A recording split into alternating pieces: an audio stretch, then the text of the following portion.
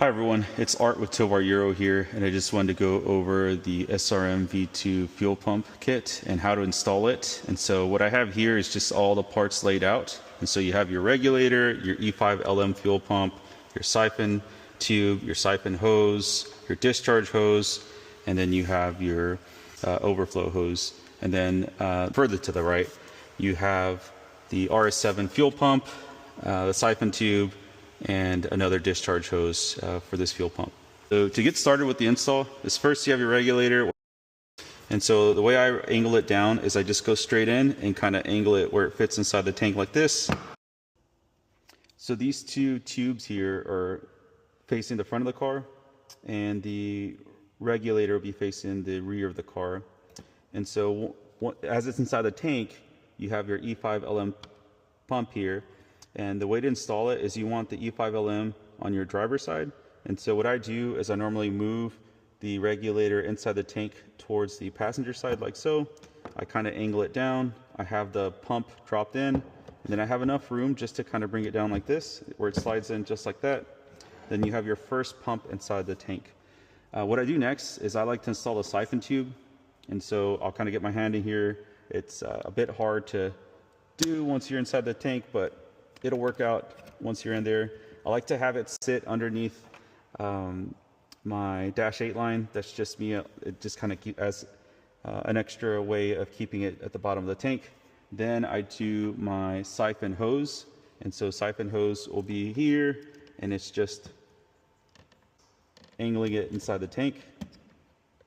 It's just like that. Then next I'll do the fuel pump discharge hose. And so, just like so. So then I'll get the overflow hose next, just like that. And I like to route it. Mine has a little sponge, and so I kind of route it where the float would go. And I just kind of put it on the side of the side of the sponge, and it goes all the way down the bottom of the tank. And so that's the way you have your first pump set up.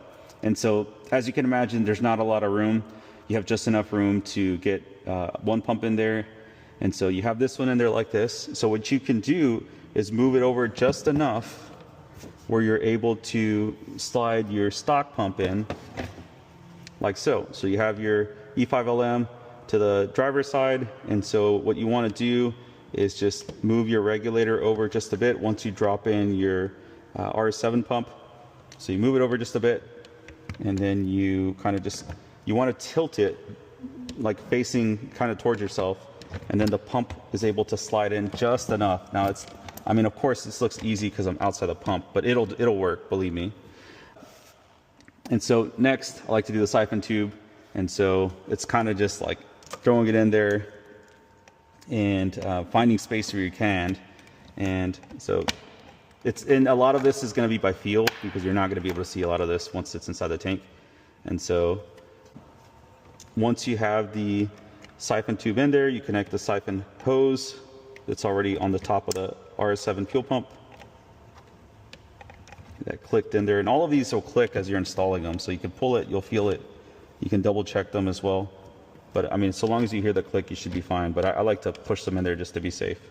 Then final hose will be the discharge hose for the RS7 fuel pump. And so you'd connect it at the bottom, like so. And then you would get the top of the fuel pump here. And then now you have all of your hoses for the fuel pumps connected. And so it's going to be a lot, it's going to be pretty cramped in there, but that's kind of the way I do it. So now you have your two pumps assembled. You have one last piece and the top hat. So what I'll do is I'm going to grab my fuel float and the top hat. So at this point, you have just enough room to get the float in there. And so it's just like so.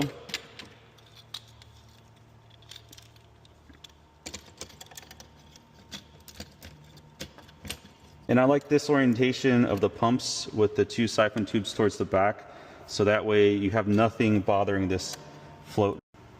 And so next, you're going to have your top hat that's going to click into these two holes right there, just like that. And my dash 8 line is pretty large, and so I have enough room to like move it wherever I want. So I'm able to just connect it at the top of the car since I got like a longer line. I know the one that comes with the kit's pretty flexible too, so it shouldn't be anything too crazy. So just like so.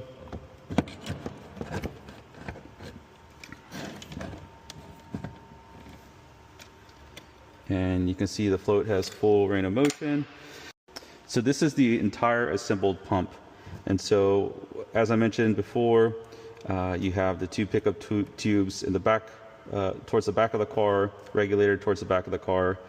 You have your R7 pump on the passenger side, and you have your E5LM on your driver's side. Then you have full range of motion for this float where it's not going to touch anything, and it works perfectly fine. If you do it this way, you won't have any issues.